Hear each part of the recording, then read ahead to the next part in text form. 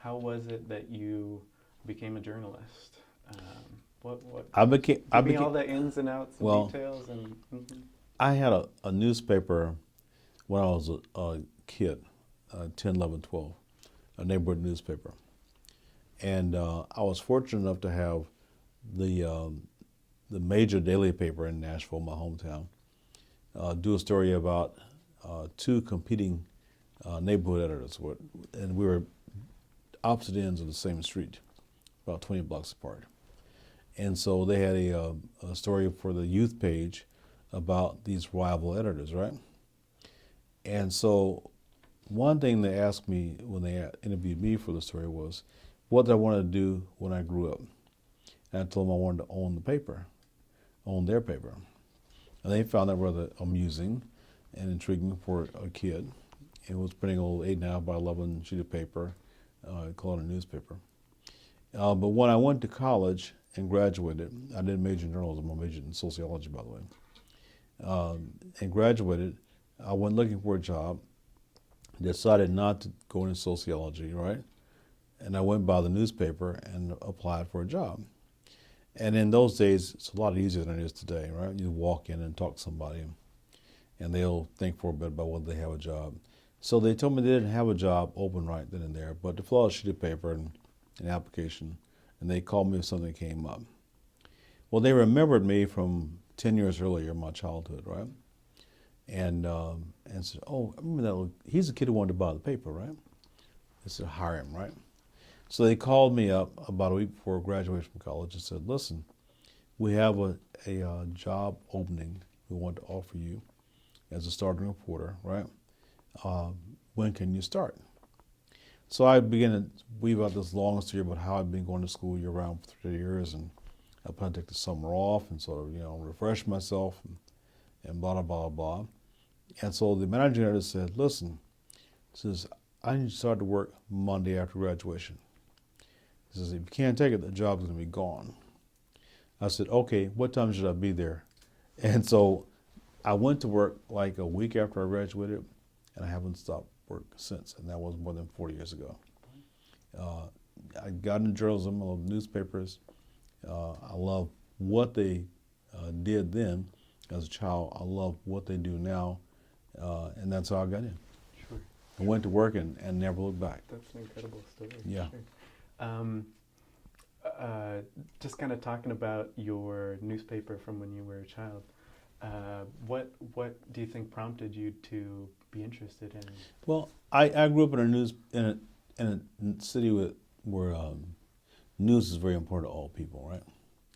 And so there were weekly papers. There were the two major daily papers, and everybody had a weekly paper. And so there wasn't a kids paper, and I didn't think in that context that, oh, there needs to be a kids paper, because I was going to report adult news, so I could sell the paper, right? But I wanted to have a paper because I wanted to get involved in this enterprise of gathering information and being one who disseminates information.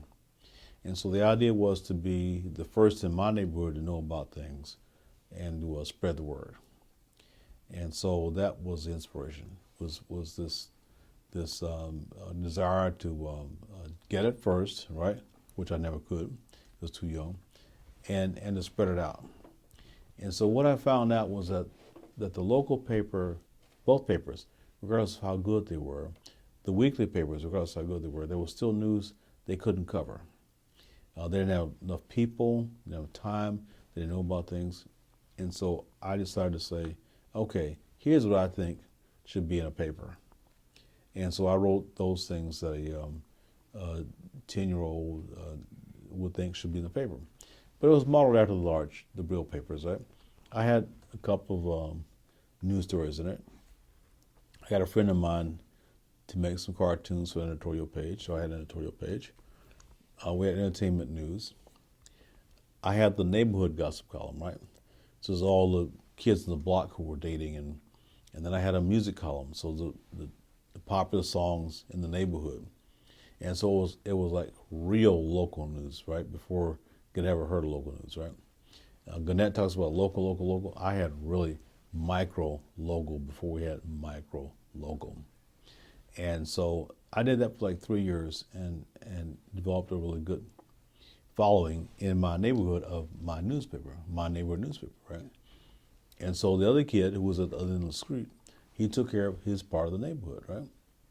And so it was just growing on an innate feeling that there's more news out there, and I want to tell about it. Sure. Could you give me an example of a kind of story that you would cover? Or? Oh, the hospital in the neighborhood was going to expand and build a new wing, right? And so I'd write about that. Back to school stories were very good, right? And so we'd say, what to do to get ready for back to school, right? I had a fire prevention week story in the fall because it was fire prevention week. What else was I writing? It was like nice stuff that I found as a young person was interesting and important. The hospital expanding was important, right? Fire prevention was important. Neighborhood gossip was important, right? Who's dating who, and who the hit songs were was important because we had two big dance halls in the neighborhood where I grew up, and so all these artists would come to town, and so there was a big interest in music in the neighborhood. So that's it was a reflection of what was going on around me, and that was important. That's really incredible. What was the name of your? The Neighborhood Times. The Neighborhood Times. And the interesting thing is I named it. It was the 1960s, right? Well, late 50s, early 1960s, right? And we still had the Cold War with Russia, right? And there was this explosive called TNT. And so I nicknamed the paper TNT, right? The Neighborhood Times. And so if you got your TNT, right, then you had all the news that you needed. It would like take over. It was like the great news. Mm-hmm. And so I did that for a while. I loved it. I really loved it. That's incredible. And who were your reporters, or would you write the stories? You said that there was... Well, I wrote some stories. I got a lady who ran the concession stand at the bowling alley in the neighborhood not far away. She wrote my cooking tips and hints. I had some of the lady to write a story on, a secretary at the hospital. She wrote the secretarial tips for secretaries. And then I had somebody else wrote one, but I had people in the area, and classmates would write like the gossip column and the hit music column and the dating column, and so I pulled from people around the area, and so whatever they didn't have time to write, I'd write it and just kind of make it fit, and then I'd type it up on stencils. And then run it down to the hospital. I made friends with the man who ran the printing department at the hospital, and he'd print it off. He charged me like, $1.25 for 100 sheets of paper, whatever it cost, and that worked out fine. And so I had to go out and write for a couple of days. I'd go out and sell ads for a couple of days, and then I'd print on like a Thursday or Friday and distribute the paper, and I'd make the distribution. And so at some point it got really cool beyond just the street, right? And I had national circulation. And national circulation was all my relatives around the country that would send a copy to. And so you could say that the Neighborhood Times, right, read nationally, right? And it's semi-true because you sent copies to family members in California, in Illinois, in New York, in Alabama, in Florida. And so they gave you national coverage. I was a marketing person too. That's unbelievable. Boy. You said that it was something kind of innate inside of you that wanted to be the person to learn the news and to disseminate the news. Why do you think that was the case? Or I must have been nosy. I liked reading the paper and reading something new at a young age. And I just thought newspapers are cool because they just talked about stuff. And I like to talk about stuff. But I'd have something to talk about. And so going out and finding your own stuff to talk about was like the impetus for doing that stuff. What kind of newspapers would you read growing up? I read the morning newspaper, the Nashville Tennessean, the afternoon paper, the Banner. We got Life magazine, which came up pretty frequently. Oh boy, lost the power in the building. They think the room is abandoned. Yeah, nobody walking around. I wonder Whoa. if there's there a you way go. to overcome that. I guess I'll wave my arms. Yeah, just wave your arms every 5 10 minutes. Sorry. So You were talking about the newspapers you'd read. so I read the Nashville Tennessean or the Nashville Banner, 2 dailies, right? You could get them at the library. You had to go buy them by the library. My folks took the Tennessean. And I threw the Banner, so I had a copy left over. And then I look at Life magazine. Try to read Time magazine. I don't understand what I was talking about. It's too complicated. Newsweek magazine. So I had a whole variety. We had a magazine called Sepia magazine, Ebony magazine, Jet magazine, and which I learned later on would get you a story. It wouldn't necessarily be right, but it get you a story. And so and I read something called the Weekly Reader in elementary school, right? That's published by Scholastic magazine. And so I read the Weekly Reader all the time. And there was one other one, Jack and Jill. I don't know if they publish that anymore either, but all these little things to read. And so the Weekly Reader was my age, right? Jack and Jill was my age, right? And then there were the adult publications. You try to, get in those. But the main thing is they all had something in there that was new and different you didn't know about. And so, again, you sort of have this hunger to keep finding out what's out there. And it fed my hunger. Sure. Yeah. Sure.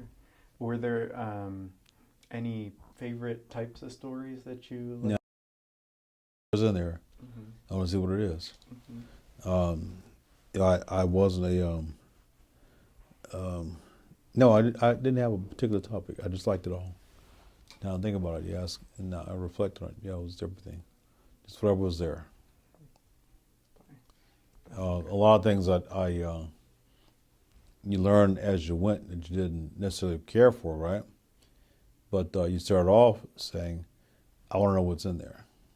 And then you start picking and choosing. You don't pick and choose before you see what's there. So kind of what things wouldn't you care for, do you mean? Well, I wasn't a great sports fan. I mean, I like sports, but I wasn't a great sports fan. I like science. Didn't understand it. Too complicated. I did like social policy. I thought politics was interesting, although I didn't understand politics. Just overall reading was good, right? I wasn't a big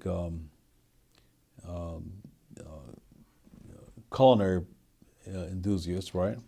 Although I did have a culinary column in my paper from the lady around the restaurant.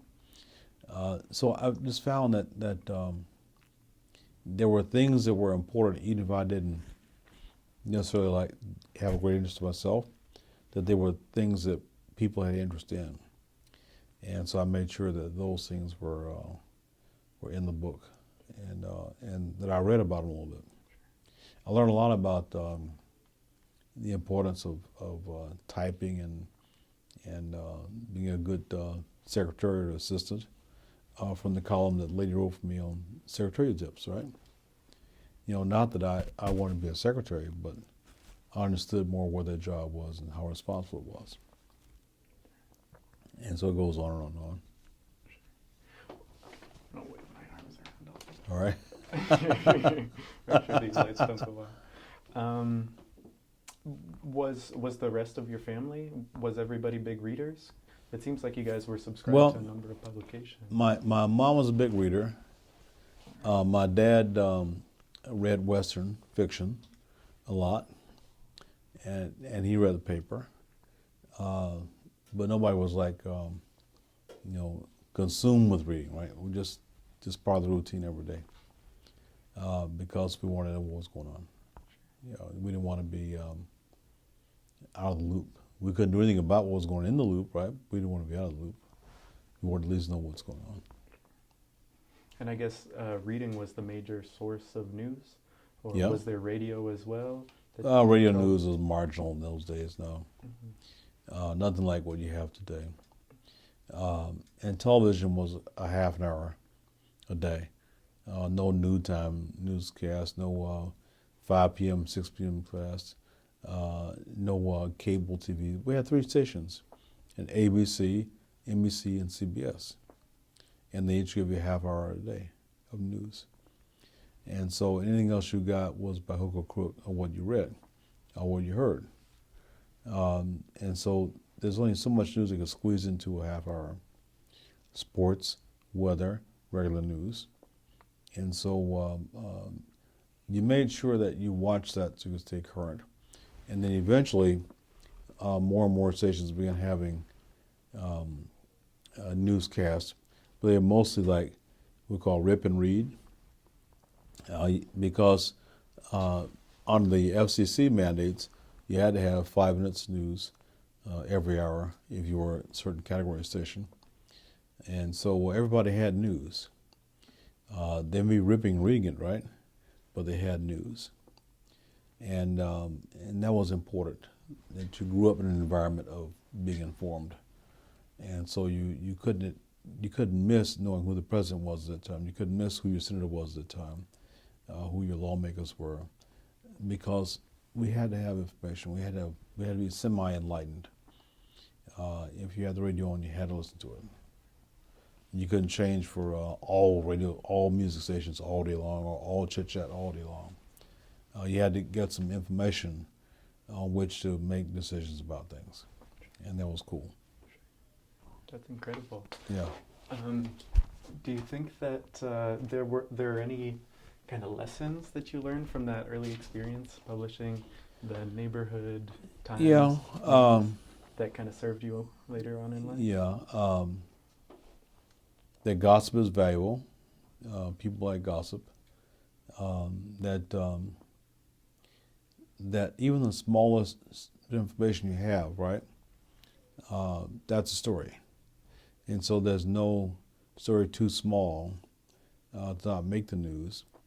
And you also learn that as a newspaper editor or publisher, right, you have a lot of power, you have a lot of responsibility, because you're gathering news and distributing news by the barrel. You buy ink by the barrel, and when you reach a wide enough audience of people, right, you're actually influencing their enlightenment. Later in TV, you learn the same thing, right? And you're reaching thousands of people at one time. And so it's a very delicate and fragile responsibility. It's a very, very great opportunity for you to kind of gather up news and distribute it. And how you digest it yourself and you present it yourself, right, has a lot of impact on other people, thousands of people, all at one time. It's amazing. Sure. Well, I guess, kind of following on that, you'd mentioned that there were the other papers in town couldn't cover everything. No. Do you mean that to say just kind of the hyper local news they couldn't cover, or were there other things that you noticed that weren't being covered? Well, you only have X number of people on the staff, right? And if your town is growing, right, you either got to split your ranks even thinner, or you just don't cover it. Or you put up a pecking order, right? And usually you cover what you're familiar with most, and let that go for it. And you cover what you haven't been covering most in the past, or you're not that familiar with in the past. You cover at least. And so changing that scenario takes time. It takes a desire to change, and people to do it. And so a lot of publications couldn't do it because you simply didn't have the people, the horsepower, the manpower to go out and cover it. Other reason is that you make a judgment as a news organization, right, of what's important that needs covering.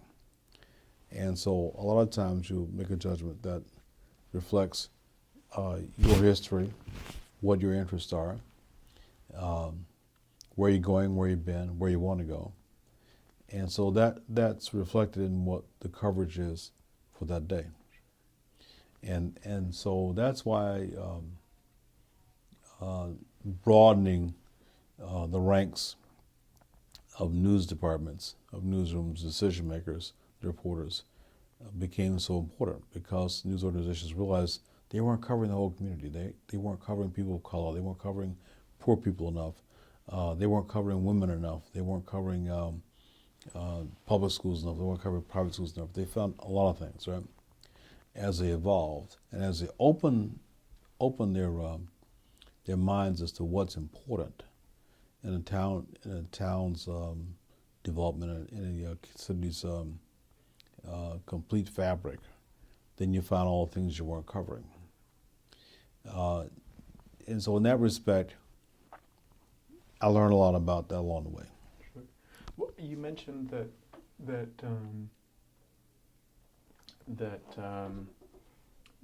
there were a lot of things that the papers weren't covering, related to race, related to different parts of the community, Mm-hmm. related to public school. All of these issues that kind of the background of the people working at the paper kind of influenced whether or not to cover. Mm-hmm. At age 10ish, I think you mentioned you were publishing your paper. Yeah. Did you notice that the local papers weren't publishing anything about? No. Mm-hmm. Too young to recognize it. Mm-hmm. When I got to work and began to study these papers more and more, as there were a lot of social changes between the time I was 10 and the time I was 19 or 20, right? Then I realized, what the issues were about coverage. And so things I had one sort of appreciation for as a child, right? I had an appreciation for it, but in a different context. Once I reached adulthood, early adulthood. Give you an example. I'm not a sports fan, right? But we had a lot of colleges in Nashville, right? Vanderbilt, Tennessee State, Fisk University, and then we had University of Tennessee about 200 miles up the road, University of Memphis State then, about 200 miles on the other side of the road. And we had a really vibrant sports section of the morning paper and afternoon paper, the daily paper, the big papers. You realized after a while that the historically black colleges in Nashville, right in the backyard of the newspapers, right? I mean, within like 2 miles, a mile and a half, right? They would get like 4 or 5 paragraphs of coverage. Even if they're winning their season, winning their Oops. Hey, you really lost power that time. Let's see. Oh, we'll be back in a minute. All right, I apologize. There we go. So I realized that from talking to this man on the Traffic and Parking Commission, right, they had some issues coming up in a month or two that would keep me in the paper. And lo and behold, American Airlines, which was at the time the major airline servicing Nashville, right, had a strike coming up. And all the flight attendants, right, want to go on strike and would ground the flights in Nashville, right? I said, oh man, could have had a better time, right? And then I went out to the airport one time and was driving around, found this big factory, right, and realized that they were making the wings for a new kind of aircraft called a jumbo jet. I said, wow, in my own backyard in Nashville, they're making the wings for this plane that's going to carry 250 people at one time. I said, this is big news. So I went back to the paper and said, I've got a beat. I want to do a combination of transportation and aviation. He looked at me like I was semi-crazy, right? But I laid out what I planned to do, right? He said, okay, go ahead. And it turns out that I was writing like 2 front-page stories a week for like 3 or 4 months. And that way they realized I really had some potential as to get focused, right? I needed to first learn how to write newspaper style, right? And had to understand how newsrooms were organized, right? You can't just run in every day and start covering stuff. You had to figure out a niche. This is yours. And so aviation and transportation were mine, right? Traffic and Park Commission had a 5-cent increase in parking fees. People went ballistic downtown. and they started limiting the amount of time a parking meter. Oh, crazy! I'm on it, right? And so those little things were important, teachable moments, right? But they helped me get focused as a journalist, and then I was off and running from that point on. Yeah, nonstop. Sure. That was a good shape. That's incredible. I haven't stopped since. Let's see.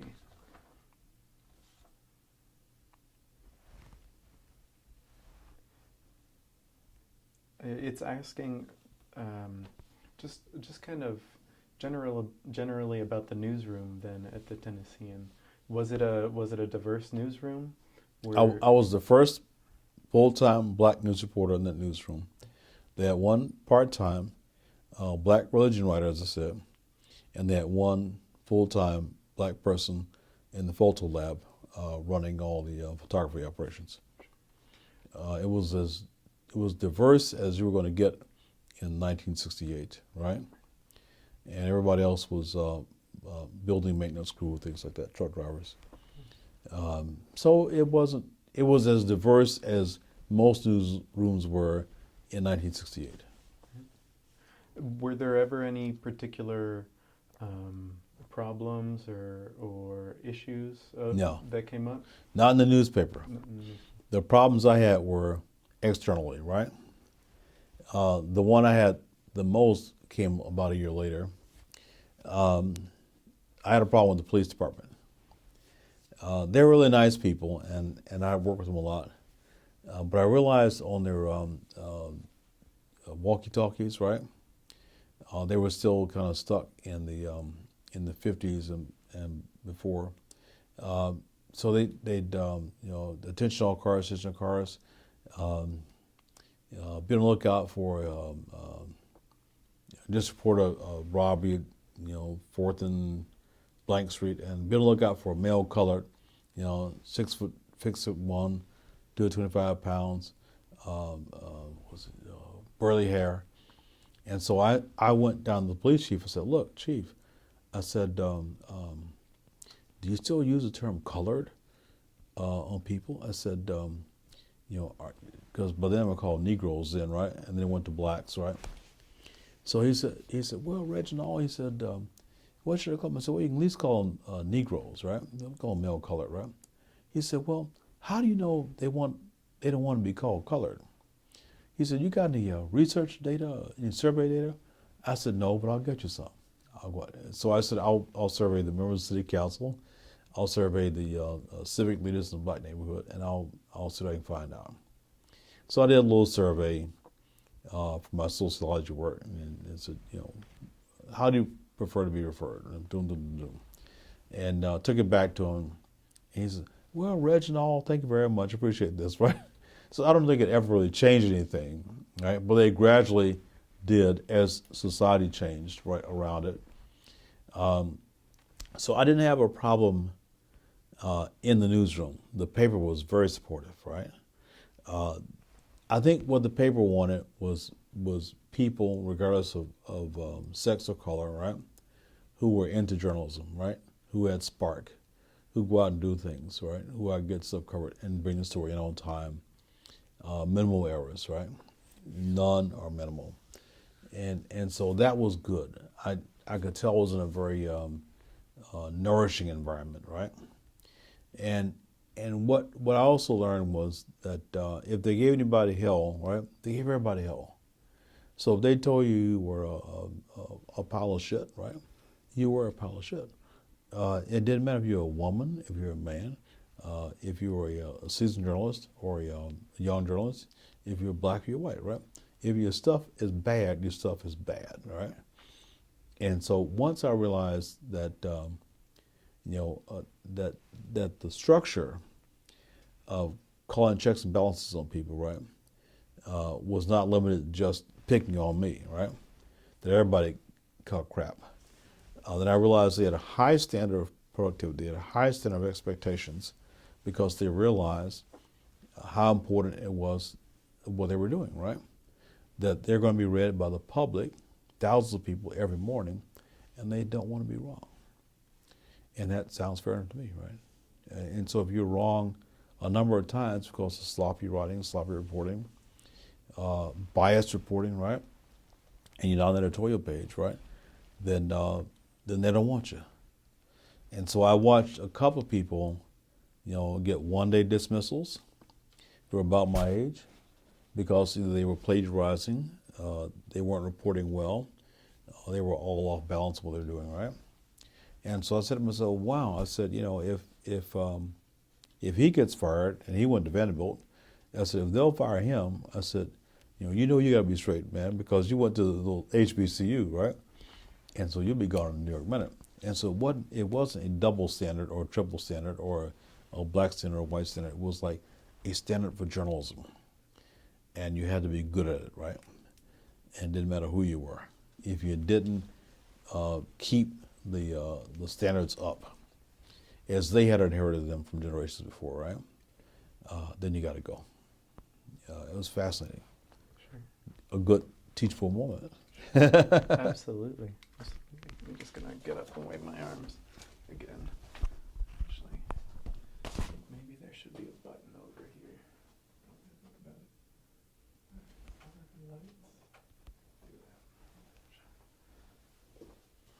It's really interesting. I think my classmates are gonna be jealous for honestly, or if they thought this. Yeah, we'll see. Oh, they're bored to death. Be bored to death. Jealous or bored to death. One or the other. All right. We got plenty of time left recording.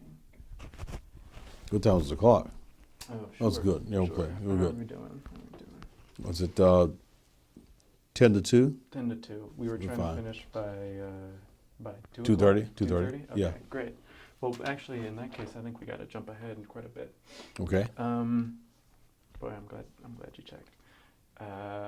Let's talk about moving over to the Times then. Was the newsroom relatively similar in terms of how it was about how people went about their business? It was more focused on kind of the quality of the publication. Yeah. Yeah. So pretty similar environment there. Yeah. High standard, high expectations of everybody. And what you didn't know, you had to learn it. You got to learn it fast, because the New York Times was a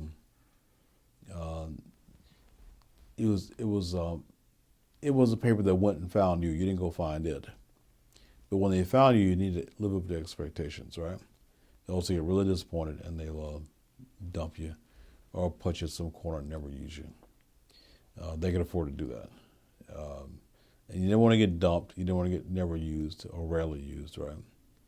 And so you always want to be on the mark and delivering stuff. They were a superbly edited newspaper, which is good. And if you worked with them, they work with you. There were egos flying through the room left and right. You had to kind of dodge the egos, but otherwise you're okay. Well, so I guess if the Tennessean probably had a diverse or was building a diverse newsroom by then, the Times certainly, at least a little more so than the Tennessean, I would imagine. Well, it's about the same level, Mm-hmm. because as you looked around, newspapers were two mindsets. Either they were going to find people who didn't know anything about journalism and train them to be journalists, right? Or they could find people who were trained and give them an opportunity to work at their paper. So they take it, right? And then on the other hand, there was a second group that said, we can't find anybody qualified, right? And the one thing you have to learn early on is that nobody is qualified, right? No one's qualified to be president, no one's qualified to be a senator, to be a mayor, be a governor, right? But the question is, appropriately phrased, as late Al Newhart would say, the question is, are you ready for the challenge? And so a newspaper that looks, any news organization that looks for a person who's ready for the challenge, right, is going to have much more luck in their outcome of results, because you're looking for someone who's ready for the challenge. And if they're ready for the challenge, they have the spark, they have the interest, the curiosity, right? Then you can train them to the point that they are qualified. And so the Times was looking for people who were like ready for the challenge. They had enough self-confidence, enough inner self-belief, right? That they could take on these topics and write about them, and when they didn't know, they could study upon them and write about them with authority in a short time. And they were stupid enough to go into harm's way and write about it because they felt that's what journalism did. It had a real important assignment. It had an important responsibility in society. And those are the kind of people they would hire, I think. Were there ever times though where you or anybody else in the newsroom kind of did have to stick up and say, hey, you guys aren't doing this right in terms of diversity, or do you Always, yeah, mm-hmm. yeah. Could you just give me an example maybe of? Well, there were 2 lawsuits against the New York Times, both of them on hiring women and hiring minorities, right? And they both looked at the number of people you're hiring, right, and the salary discrepancy. And so both were well documented, and they were at points in time for the Times that it could use that boost of attention to keep doing progressive things. Not because it was a law, but because it was the right thing to do. And a lot of times you have to understand you want to do progressive things because it's the right thing to do, even if it's not the law. You know, I just know in my heart of hearts, right, this is the right thing to do. And that's what we're going to do. You don't find that many people saying that today. They may say, oh yeah, it's the right thing to do, right? But do they really believe it? Do they feel it inside? And when I came to business, it was there was a passion to help change things that had been one way too long, and it was time to change things and make them better. And I guess that was kind of, would you say that was the case when you were in Detroit and Atlanta and Miami? Yeah. It was kind of universally, there weren't any, Detroit wasn't more kind of backwards thinking than somewhere else or something like that. No, because in that era, it was a time to do the right thing. Now, again, you had, in Detroit, for example, you had Detroit Free Press and Detroit News, right? The Free Press is more progressive in its coverage, right? It was a little bit slower in its hiring, right? The Detroit News was not progressive in its coverage or its hiring, so, but they still hired somebody. So you had degrees of moving forward, right, on the one side, and then you had degrees of moving forward philosophically at another level. And so you could identify them easily just reading for a couple of weeks to see what they are in terms of what they're covering, what their editorials are saying, right, what kind of columnists they had. You could figure out a paper pretty fast. Yeah.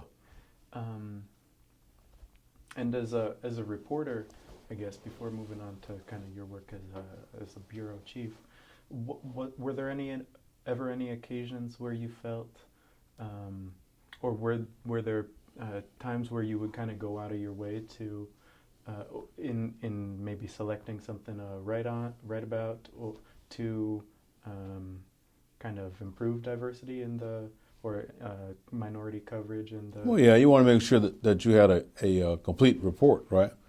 And so my definition of a complete report may be different from a person who had the job before me. And so in that respect, my report would be very diverse, right? When it needed to be, right? And I didn't ignore stuff. And I don't think, you have to remember that there's a lot of discrimination that's active and the discrimination that's passive, right? And a lot of discrimination before my generation, right, was passive. And they were discriminating and didn't know it. and a lot was active, right? And we could find newspapers across the South, particularly, right, that actively eliminated or didn't cover it balanced. And that was a reflection of who they were as an institution. And so I saw part of my job, right? My job was not to go out and make sure the race news got covered, right? My job was to make sure that the news we covered was inclusive. And that's a little semantic difference, but it's a very important semantic difference. Because there's some things I would find in a year's time, right, that I would want to be covering that might not get covered normally, right? For example, there's the, what's it called, the American Legion clubs, right? If I'm writing a story about demise of old military-related retiree clubs, right? You know, historically you'd write about the old white club, right, that's going down. And so I'd find the Black American Legion Club as well and write about them and include the American Legion clubs together, right? And so it's just a little subtle shift in what you're doing, and it's still writing about the same topic. For example, I had one case of it wasn't Girl Scouts, Boy Scouts, American Legion Club, teachers associations, right? Across the South, there were always 2, maybe 3 teachers associations, right? There was the white ones, and there was a black one, and so historically, they were separate. Came desegregation across the region, right, as a social society change, right? And so in the process, these 2 associations would dissolve and merge into one, right? However, you'd find out that as they merged, right, the story was different on how well they merged, how well they mixed together, right? And in some of them, all the black structure would disappear, right? And blacks would just be members. They wouldn't be leaders. And in others, you'd find that the blacks were emerging as leaders in some capacity, right? And so in writing about, this assimilation in society, some aspect of society, right? You can write about that one little thing there. So you say, oh, they got a problem with dues, they got a problem with this, they got a problem with that. They also have a problem of sharing leadership roles, because when organizations merge, right, there's a normal friction of who's going to be a leader, right? And when it comes to race in this issue, right, it adds a whole new layer of discussion. So again, it's just a subtle shift, right? But it's an important one. Absolutely. I'm beginning to think that we just don't have enough time to We won't. talk about everything that I was hoping to. But I guess maybe we ought to skip ahead to kind of your work in journalism education, if that's okay with you. Okay. Go hit the lights again. All right. That's something I'll have to figure out for next time.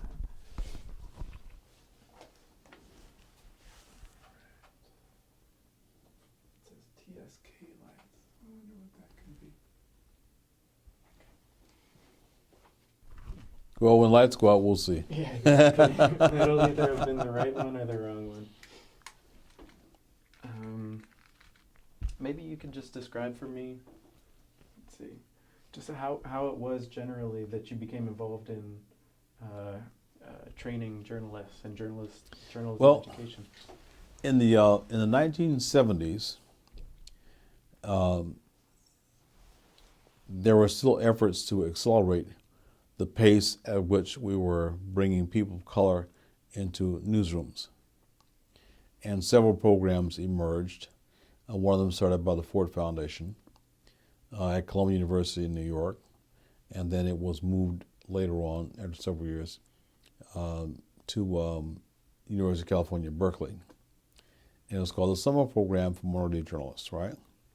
And so you recruit about 15 or 20 very promising college graduates who wanted to be journalists, right? and you'd bring them to a summer program, and you would bring professionals in to mentor them 6 days a week, about 8 hours a day.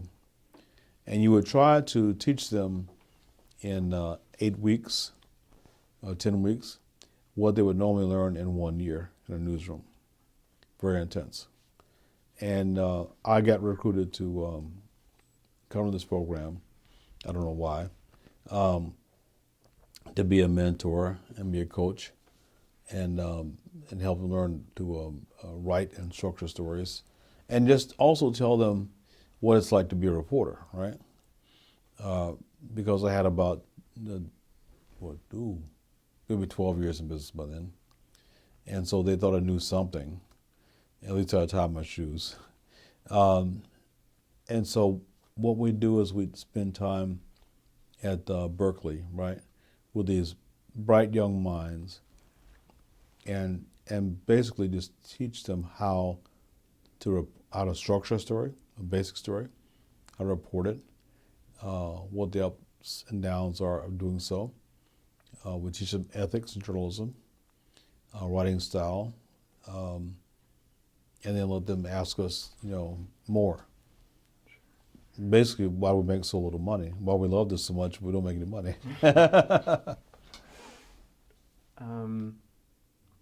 I guess I'm curious. What kind of information did they kind of most latch on to? You think what or of your experiences? Yeah. Kind of what did you see kind of capture their attention the most, or? Well, the one thing is that they still had to figure out what a reporter does, and a news reporter for a daily newspaper, right?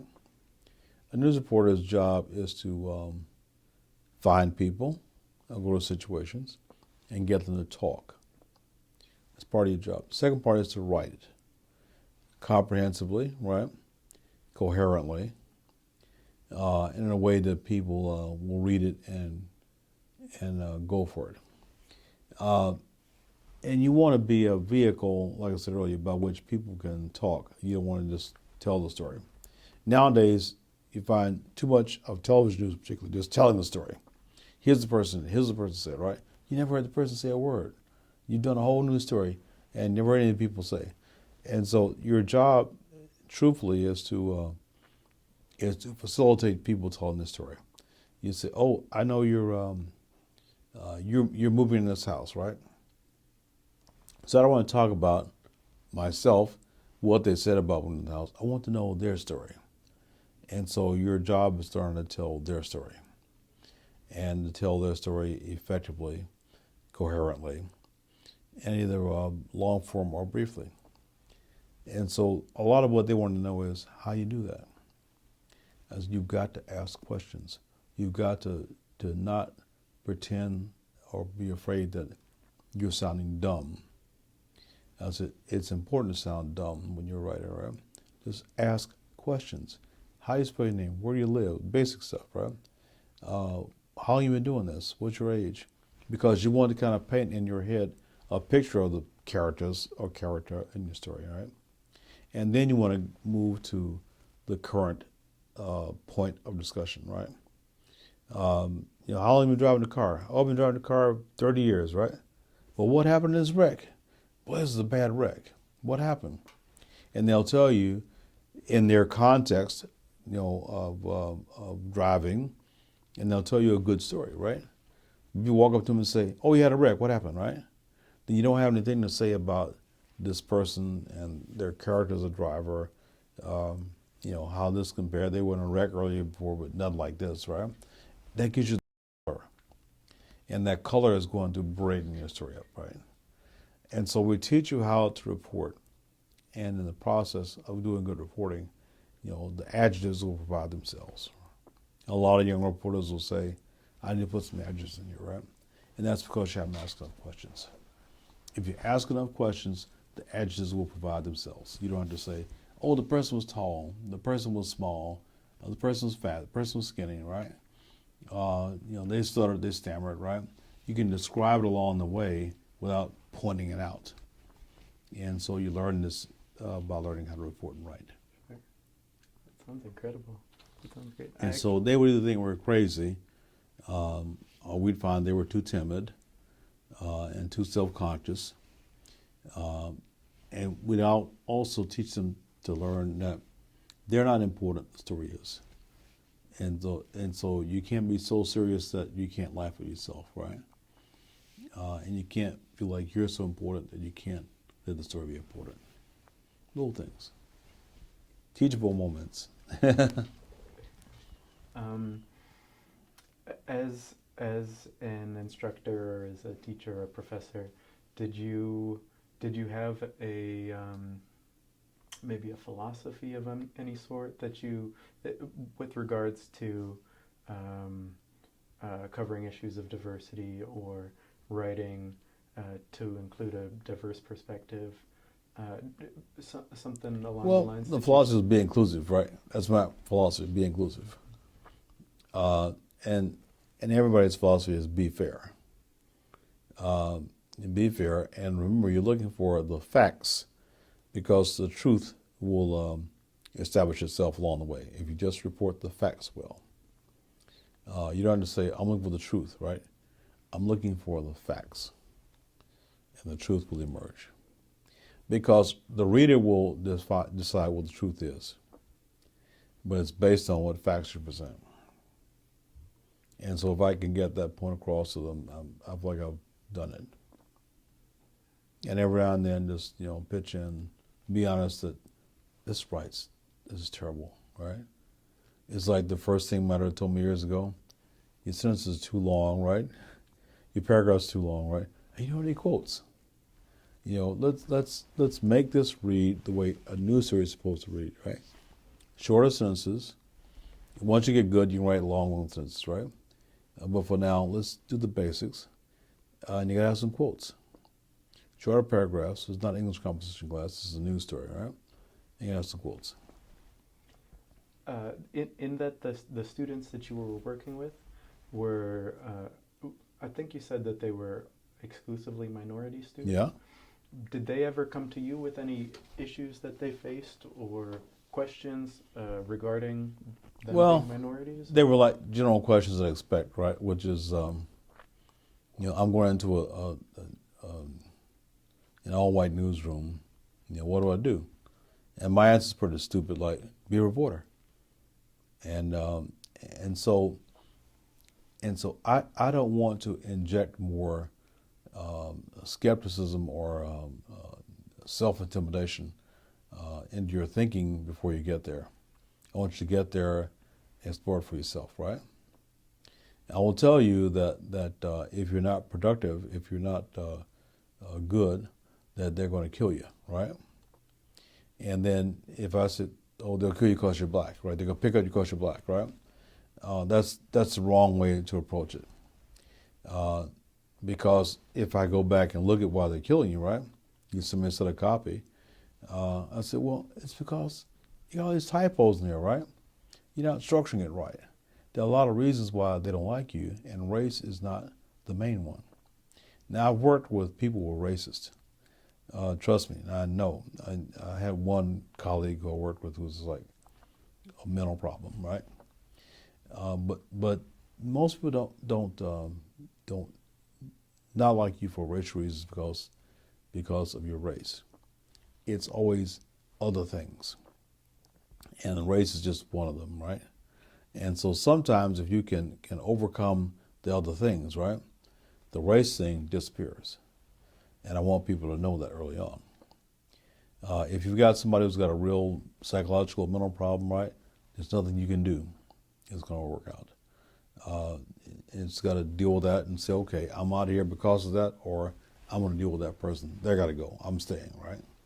But otherwise, you can't play the race card over and over again when you're not producing up to speed, when you're not carrying your part of the load. Because everybody in that newsroom has to carry a part of the load. Everybody's going to be held accountable. And if they find that you're hiding behind the race card, right, then that becomes a shortage you really have. And you got to work on it. That's what I tell them. And they say, you're crazy. These people don't like me. I said, here's the copy. I don't like you either.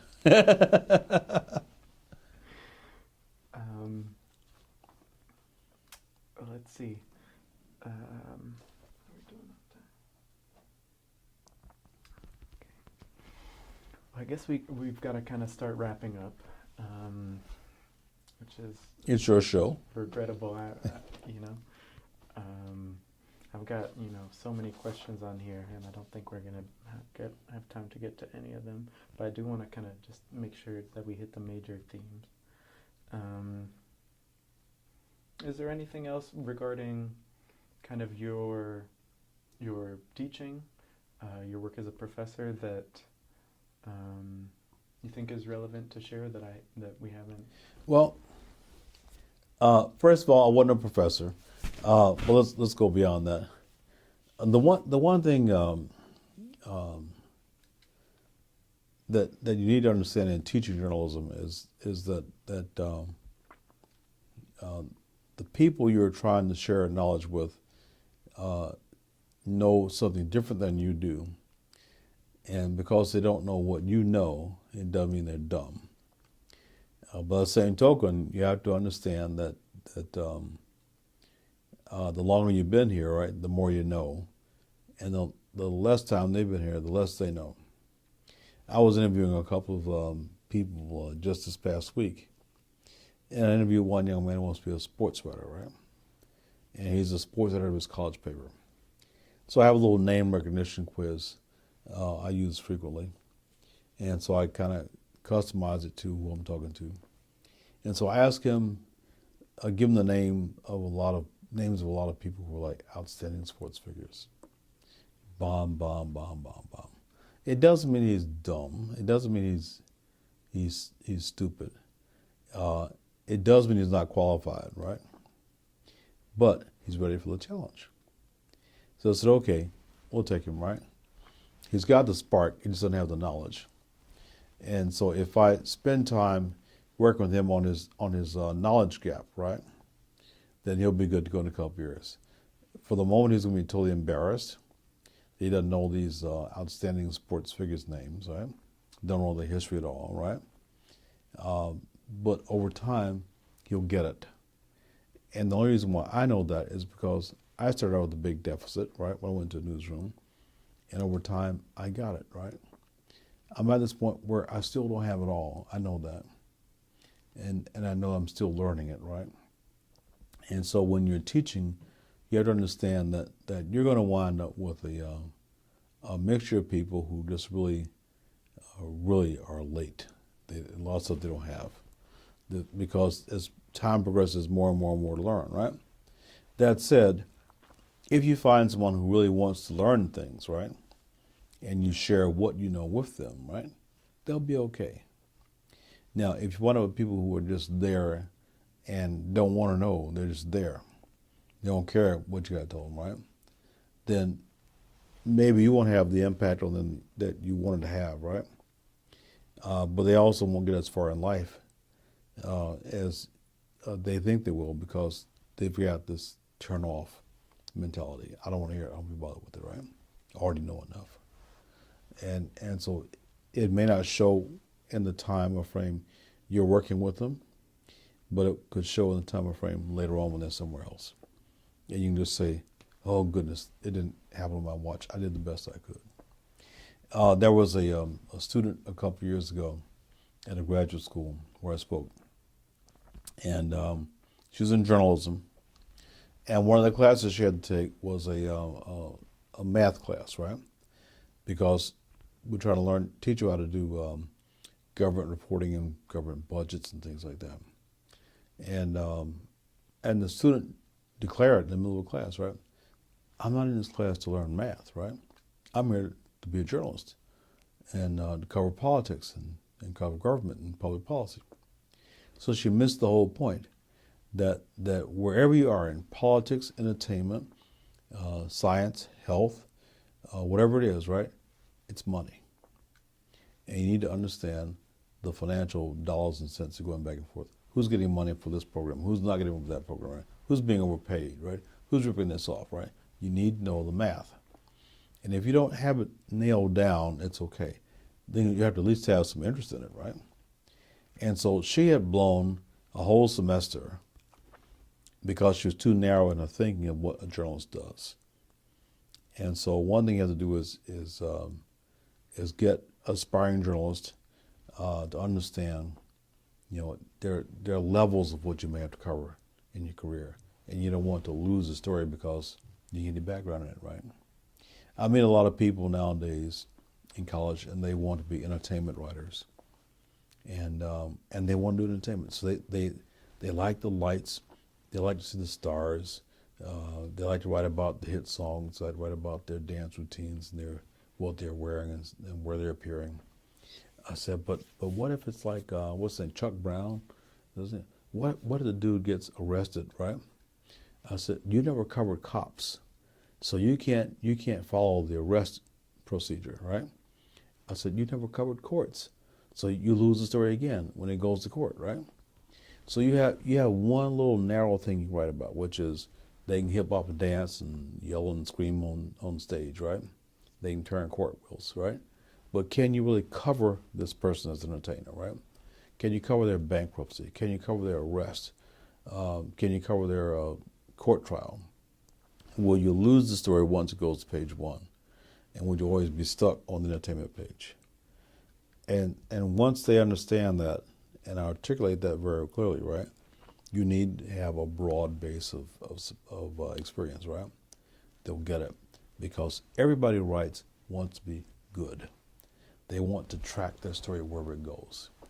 And so if the story is going to always move, as a sports figure athlete, right? They're out racing the car and have a wreck. Their ego is showing they're going to fight at some restaurant or bar, right? And so the cops get involved, right? And that's a whole different story you got to cover. And so you don't want to lose it when it leaves the sports page and goes to the front of the book.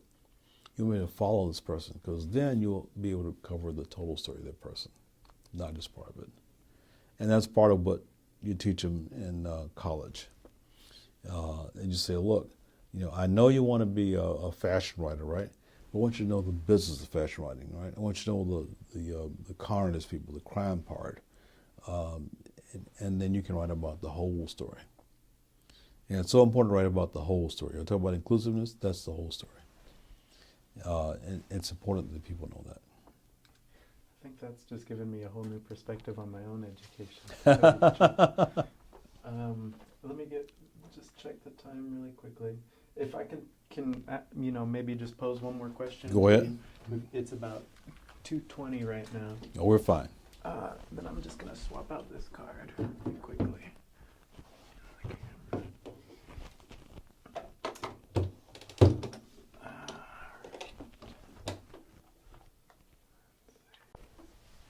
Okay, maybe we could just finish up with a question or two about kind of the news industry today.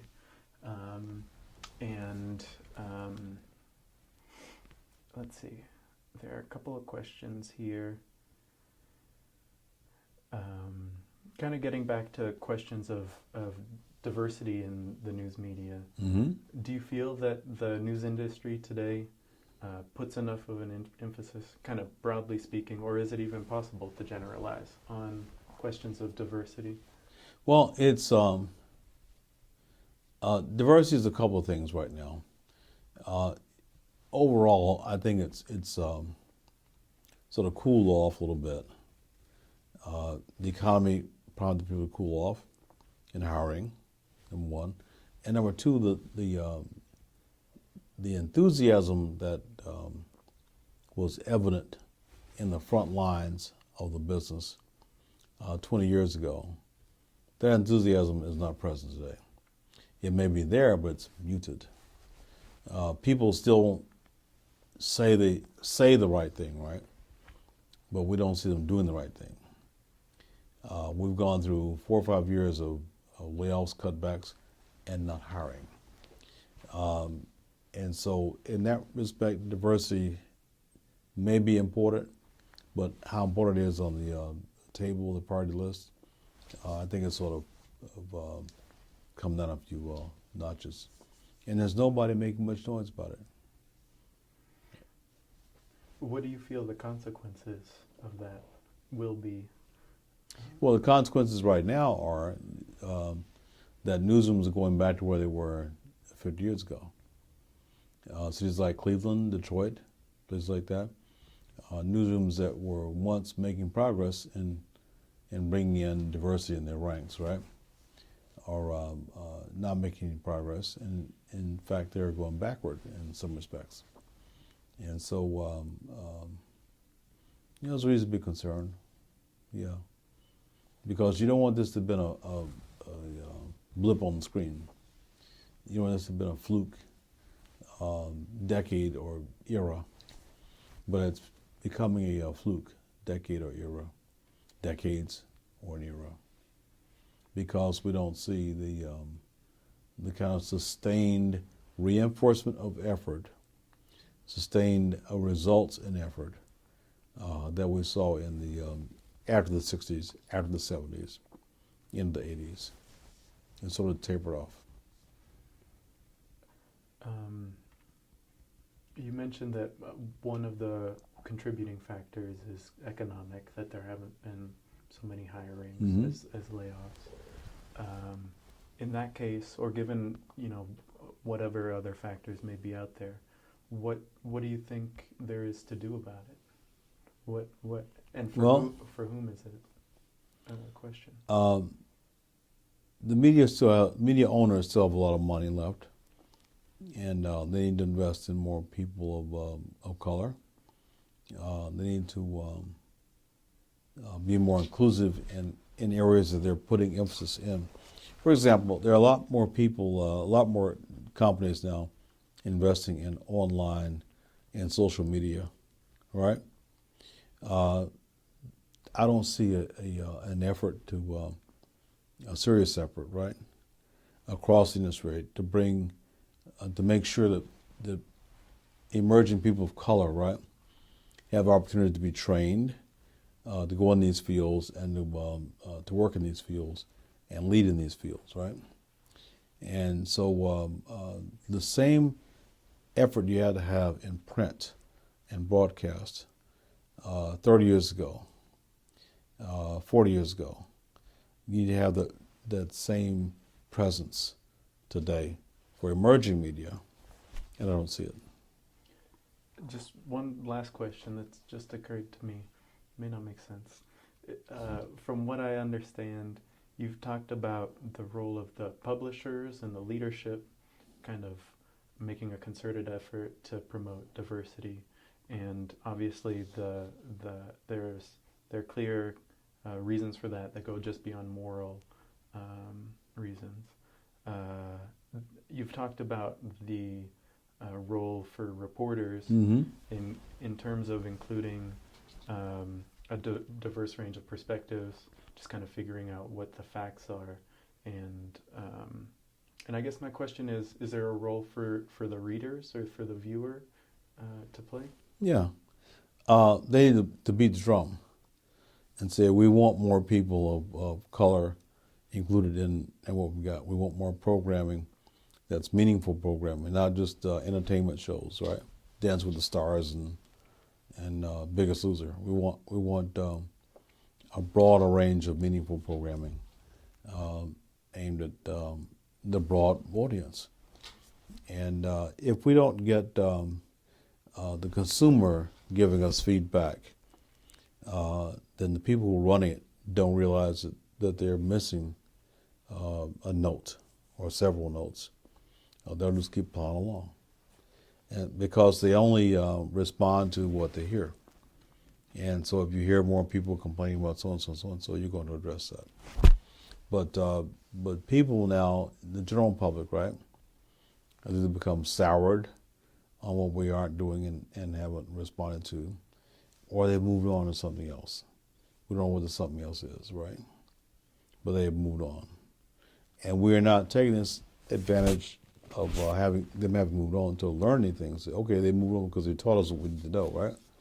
We know it, but we're not acting on it as much as we used to. And there's no excuse for that. So they may have to wake up the reader, the public, and say, oh, they need another reminder. Pop on the head, right? And then we'll respond and get our act together. In the meantime, we're sort of like, tailing off, unfortunately. Is there anything else that you'd like to add that we haven't touched on? No, I want to thank you for asking me, and being a very good questionnaire. It kept my feet to the fire, had me thinking. But we're fine. All right. Good enough. Mr. Stewart, I really appreciate Thank you, sir. the time.